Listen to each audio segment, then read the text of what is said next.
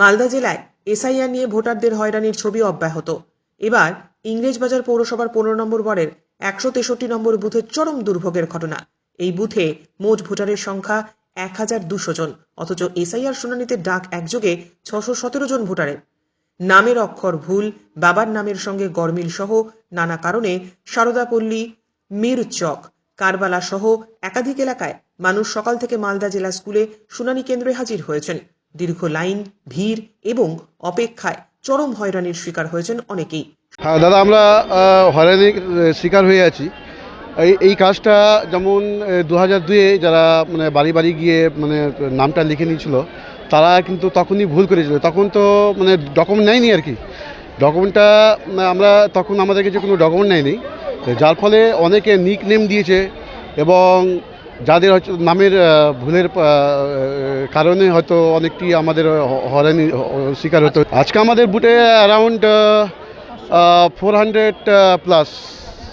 সবচেয়ে উল্লেখযোগ্য ঘটনা, মাত্র 7 দিন আগে সিজারিয়ান করে কন্যা সন্তানের জন্ম দেওয়া এক প্রসূতি মা অসুস্থ অবস্থায় শুনানি কেন্দ্রে হাজির হয়েছেন। স্বামী এবং মায়ের কাঁধে ভর করে টোটোতে করে 2 ঘন্টা লাইনে দাঁড়িয়ে থাকতে হয়েছে তাকে। 7 দিন আগে সিজার হয়েছিল। সিজারের পর হঠাৎ করে শুনে 31 তারিখে হ্যারিং ছিল, জানতাম, ঠিক আছে। বলছে নাকি নিয়ে আসতেই হবে, কি একটা ভুল আছে, কিন্তু কিছুই ভুল নেই। শুধু গেলাম, কাগজ জমা দিলাম, ছবি তুলে ছেড়ে দিলাম সই করে। যে এত 1 ঘন্টা ধরে লাইনে দাঁড়িয়েছিলাম, এতগুলো হ্যারাসমেন্ট, তার মধ্যে 7 দিনের সিজারের রোগী, এরকম করলে হয় নাকি? পরে স্থানীয় কাউন্সিলর গায়ত্রী ঘোষ এসে সমস্যার সমাধান করেন। এই ঘটনায় সাধারণ ভোটারেরা এবং তৃণমূল কংগ্রেস নির্বাচন কমিশনকে দায়ী করে সোচ্চার হয়েছে। তারা অভিযোগ করেছে যে এভাবে ব্যাপক সংখ্যক ভোটারকে একসঙ্গে ডেকে পাঠানো হয়রানির উদ্দেশ্য প্রণোদিত। এখন আমার ওয়ার্ডে একটা বুথ থেকে আজকে ডাকা হয়েছে, 163 নম্বর বুথ থেকে।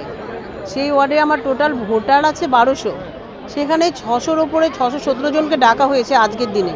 তার মানে একটা বুথেই যদি এত লোককে ডাকে, তো এটা একদম কি বলবো, নির্বাচন কমিশনের একটা চক্রান্ত। কারণ প্রত্যেকের কাছে আধার কার্ড, ভোটার কার্ড, সমস্ত কিছু ডকুমেন্টস থাকা সত্ত্বেও তাদেরকে এভাবে ডেকেছে বলতেই হয়রানি করার একটা চক্রান্ত চলছে। আমরা একটু আগেই দেখলাম, মাত্র 6 দিন আগে যে মহিলার সিজার হয়েছে, সেই মহিলাকেও কিন্তু হিয়ারিং থেকে তাকে ছাড় দেওয়া হয়নি। সদ্যজাত সন্তানকে সে রেখে এসে এই হিয়ারিংয়ের লাইনে দাঁড়িয়ে, তারপরে আমি বিএলও বা ইআরও যারা ছিলেন তাদের কাছে রিকোয়েস্ট করে তাকে আগে ঢুকিয়ে দেওয়ার চেষ্টা করলাম এবং তার হিয়ারিংও হলো। তো এইভাবে যে মানুষকে হয়রানি করছে, সেই হয়রানির জন্য যদি কারো ক্ষতি হয়, বা ক্ষতি তো অনেক হয়েইছে, সেই ক্ষতির দায়টা কে নেবে? কোনো ভুলই দেখানো হচ্ছে না, জাস্ট তাদেরকে ডাকছে, ছবি তুলছে।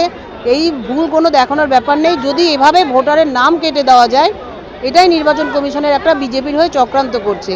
পাল্টা বিজেপি তৃণমূলকে কটাক্ষ করে বলেছে যে এসব অভিযোগ রাজনৈতিক স্বার্থে করা হচ্ছে এবং এসআইআর প্রক্রিয়া ভোটার তালিকা সংশোধনের জন্য জরুরি।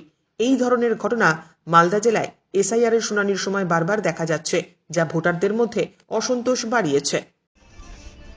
সংশোধিত ভোটার তালিকা এসআইআর, এই এসআইআর এর নামে তৃণমূল কংগ্রেস এবং শাসক দল সাধারণ মানুষকে আতঙ্কিত করছে, ভয় দেখাচ্ছে।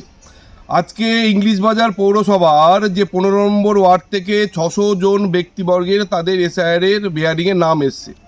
আমাদের সরাসরি অভিযোগ, এখানকার তৃণমূলের যারা কাউন্সিলর আছেন বা তৃণমূলের নেতারা আছেন, তারা সেখানকার যে যারা বিএলও ছিলেন, বুথ লেভেলে যারা এই কাজকর্ম যারা করছিলেন, তাদেরকে ভয় দেখিয়ে ইচ্ছাকৃতভাবে এই যে নামগুলো তাদের ভুল করিয়েছে।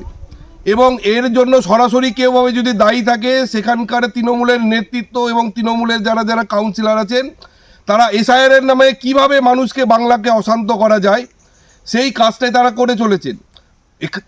রাজ্যের মাননীয় মুখ্যমন্ত্রী বলে দিয়েছিলেন যে হেলিয়ে দেব, এই হিলানোর কাজটা এখানকার যে কাউন্সিলর আছে সেটাই করছে। তীব্র প্রতিবাদ জানাচ্ছি এবং সাধারণ মানুষকে আপনাদের মাধ্যমে জানিয়ে রাখছি, তৃণমূল কংগ্রেস আপনাদের বিপদে ফেলছে, আপনারা এদের থেকে সচেতন থাকুন।